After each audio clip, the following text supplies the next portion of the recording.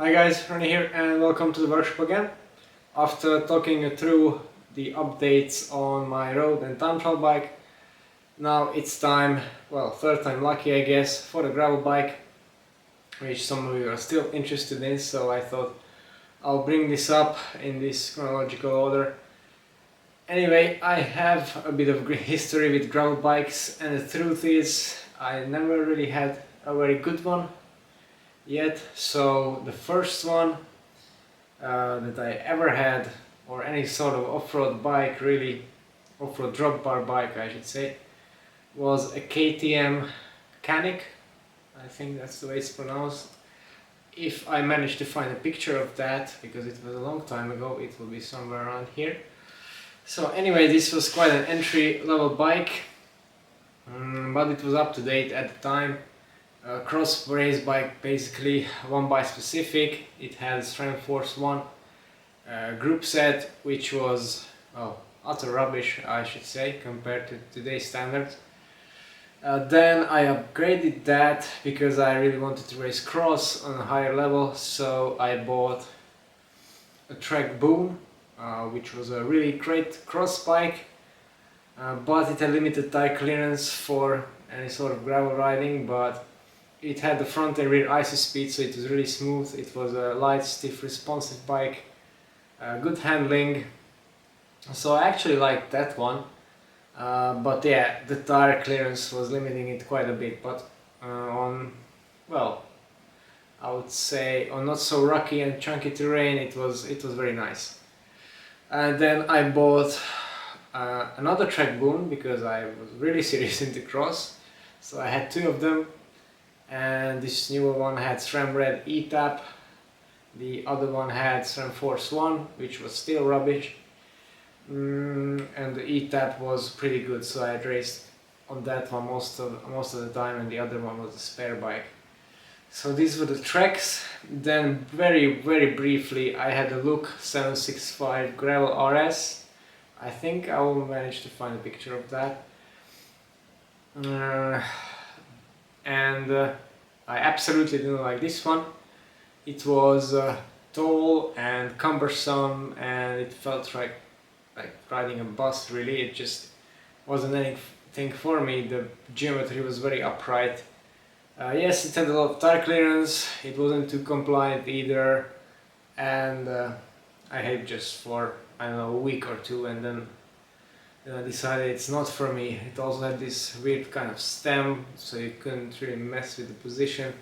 Anyway, I didn't really like that one, but that was really the first dedicated gravel bike that I was riding. Then last October I treated myself for my birthday to an Open Up, which I heard many good things about, and it was a really cool bike, still is very popular.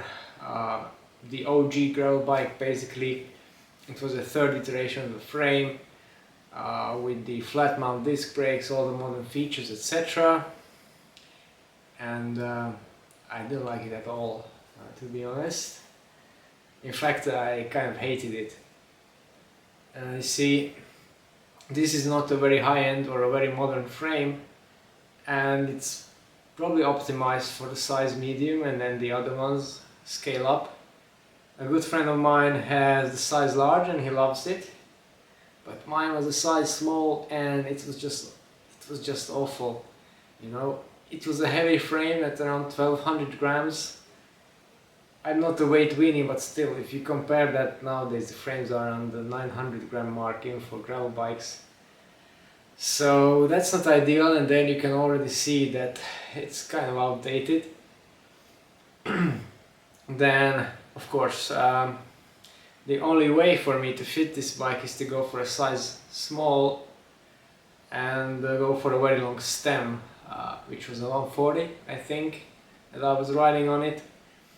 And this is just because these bikes, I don't understand who specs these, but they have huge amounts of stack, and I just can't ride it. It's impossible for me to ride a bike with, I don't know, 540, 550, even 560 mil stack. Some bikes do have that in size small, so it's just ridiculous.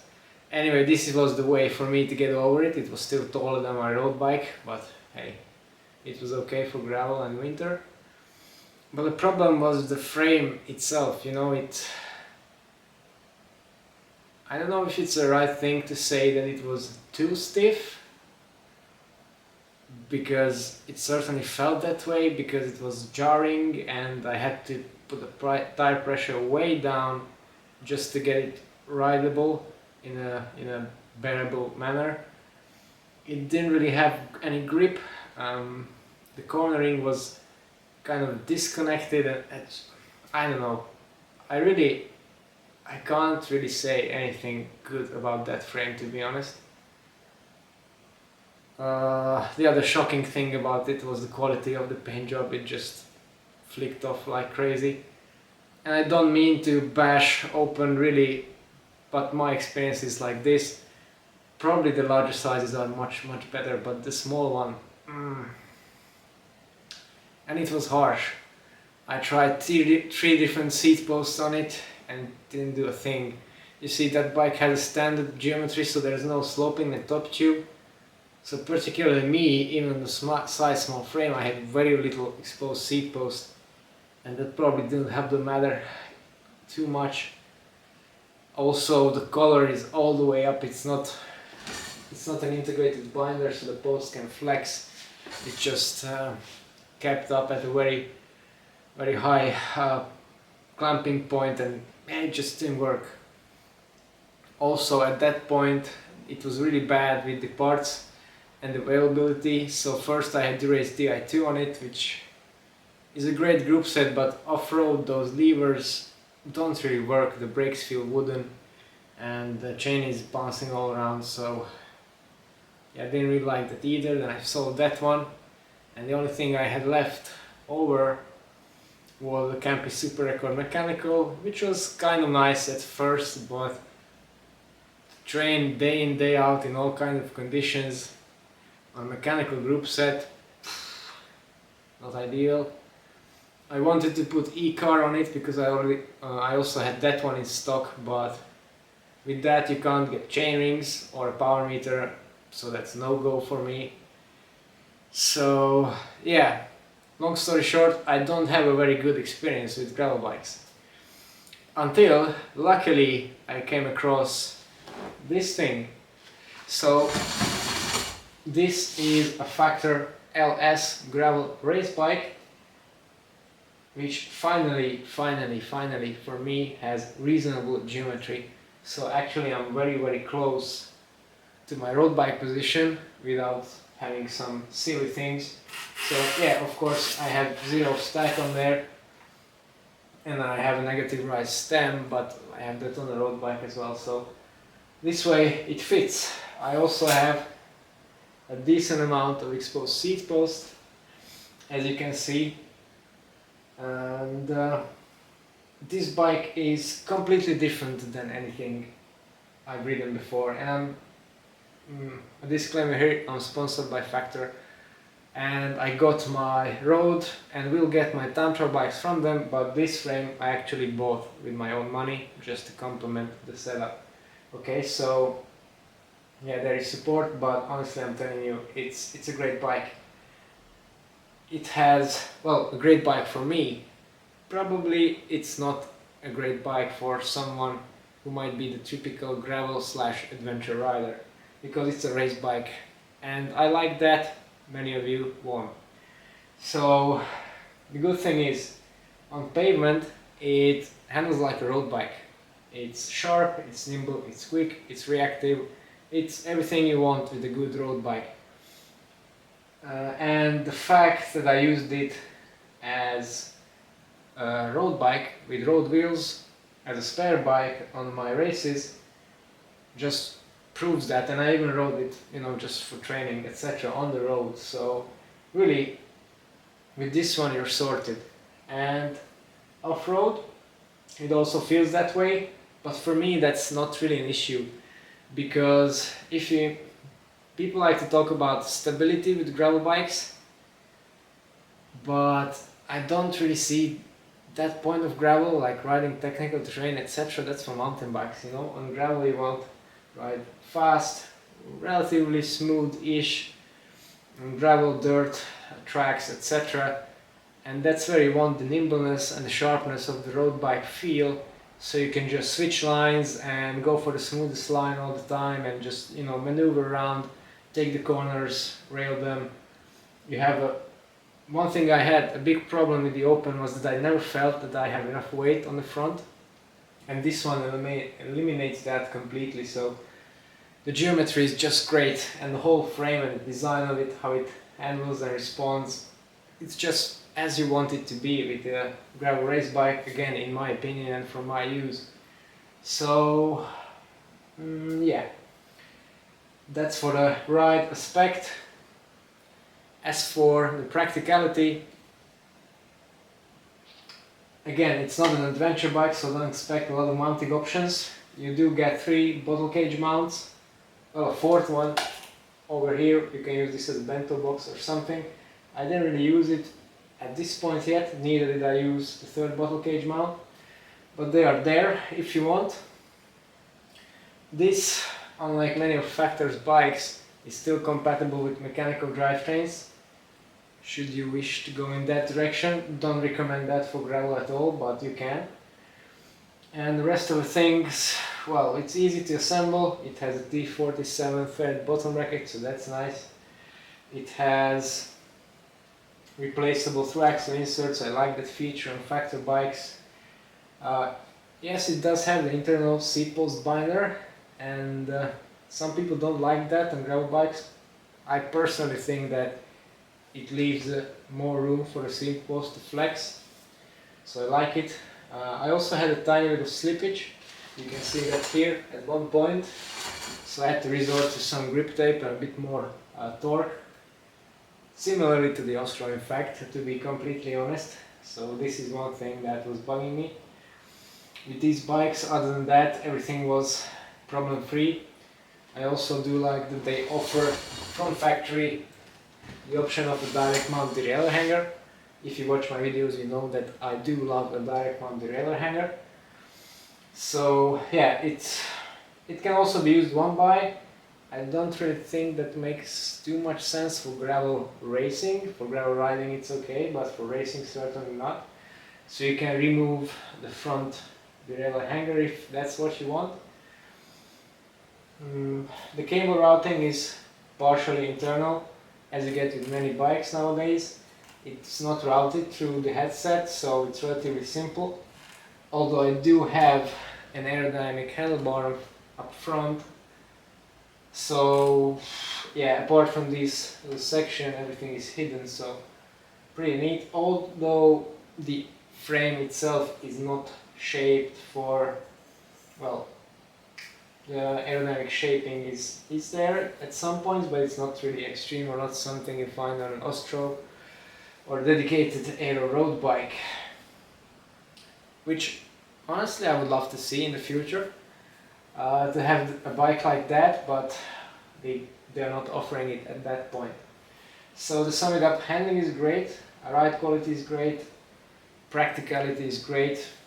I can't really comment on the durability just yet because I haven't ridden it all that much, just a couple thousand kilometers. So yeah, that's pretty much it about the frame itself. And now let's talk you through the components, because there are some key takeaways that I want to point out with the component selection as well. So let's get closer to the bike. I left the bike in an authentic dusty gravelly condition, so you don't complain that all of my bikes are always very clean. Let's start with the group set. So this is the now, well, basically ubiquitous Shimano GRX Di2.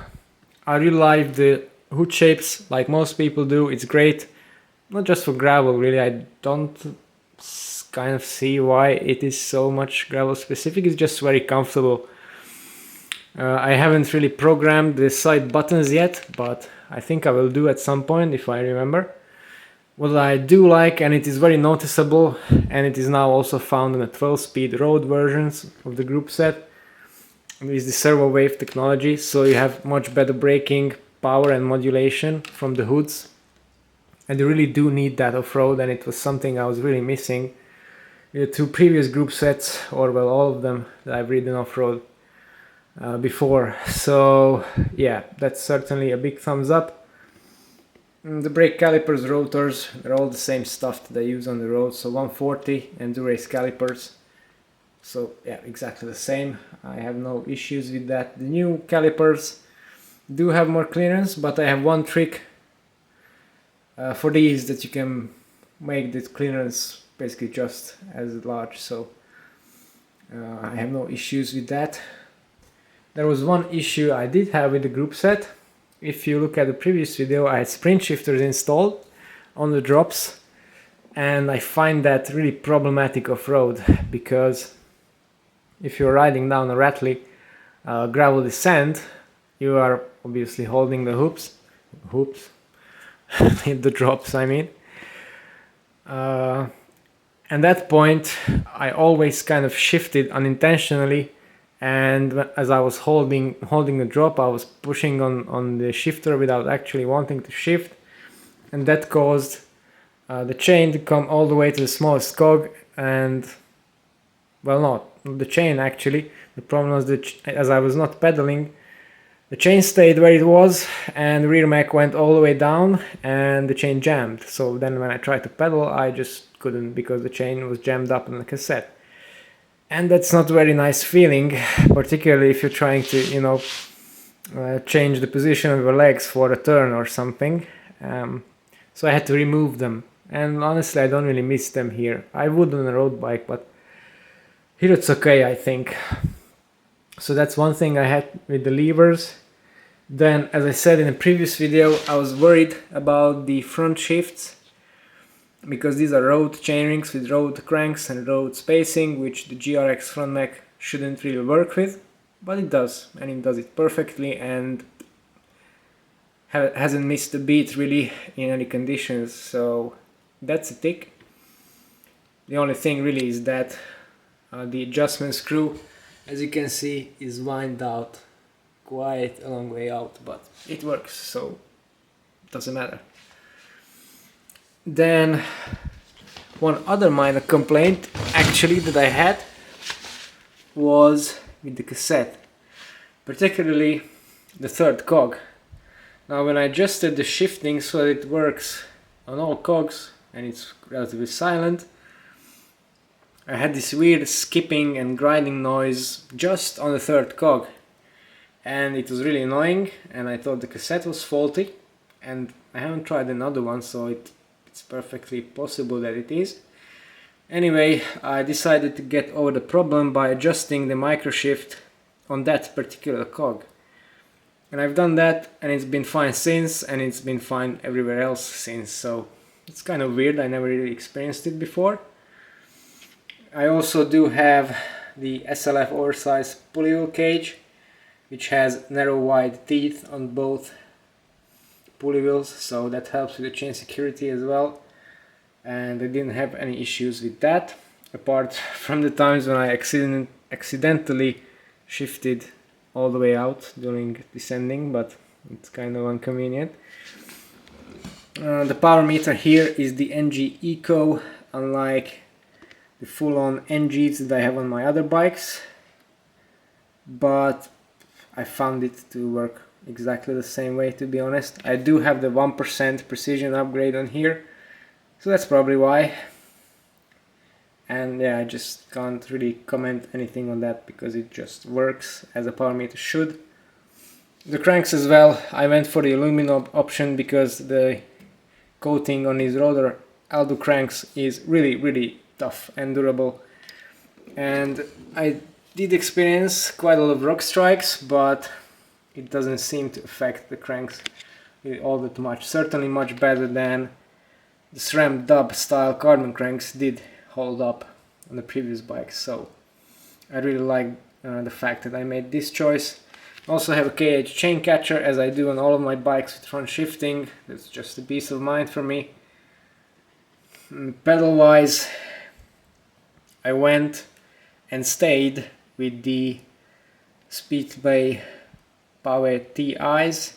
Now this is now a defunct product, so you can't really get it, but I love it because at the same time it is a road pedal and it kind of isn't, because even if you have mud in your Speedplay cleat, usually not a great combination, but here it just works. You clip in and out as you wish, and I can add my road cleat position, my road saddle position, everything is the same, so I just love the fact that it is. Also Q factor for me with narrow hips, very important, and I get it dialed to the single millimeter, and yeah, it's just great. So that's for the pedals. One thing I was not so happy about are these Silca Sicuro cages. Now these, as the name suggests, should be very Sicuro. Unfortunately, I find that at least with these Elite Fly bottles, which I do use, not really the case, I'm afraid. On the previous bikes I had some worn out Enve cages and I never lost a single bottle, no matter how stupid was the place that I rode at. With these, well, it's kind of hot now, so I tend to take large water bottles like this one. Might be a bit Fred-ish, but yeah, I just need that. I really don't want to die of thirst or dehydration, so it is what it is. And these cages should handle that perfectly fine.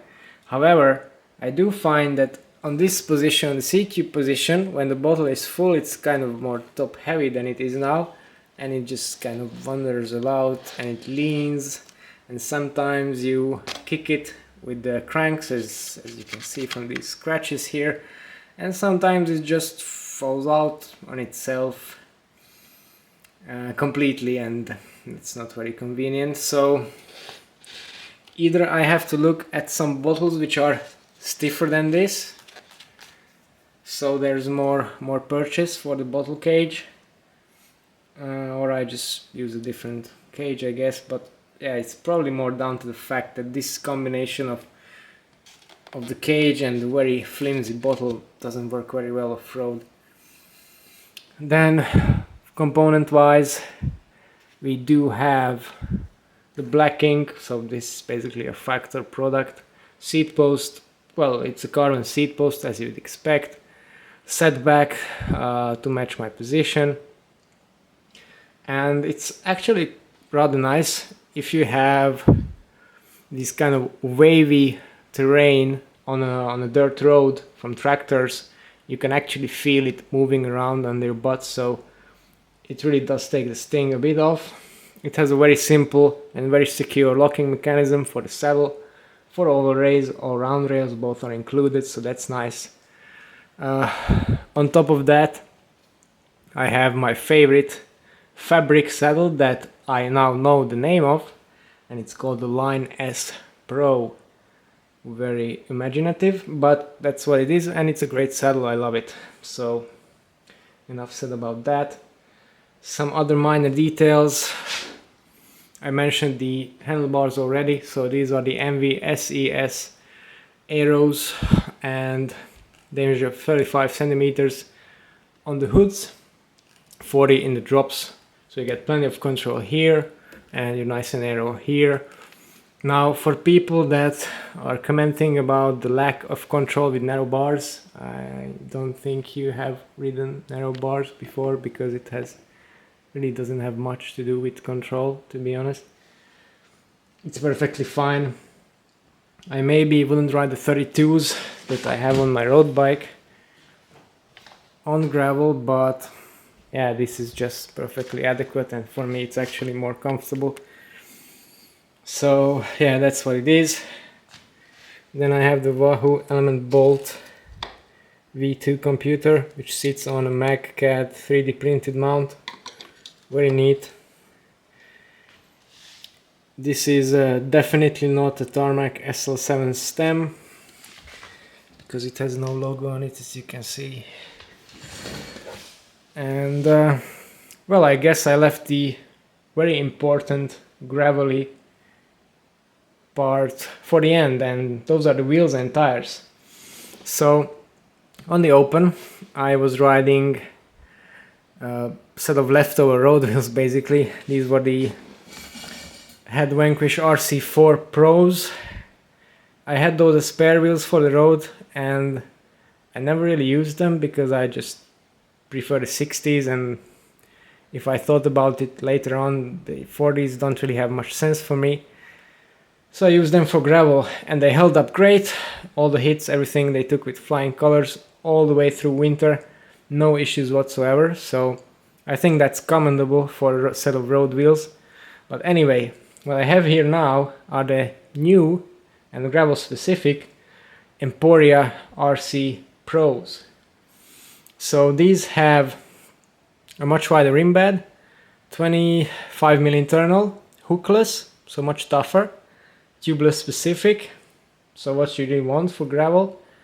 And they're shallower as well, but they do have a modest aero profile. These come in at 30mm or so, and they just feel great.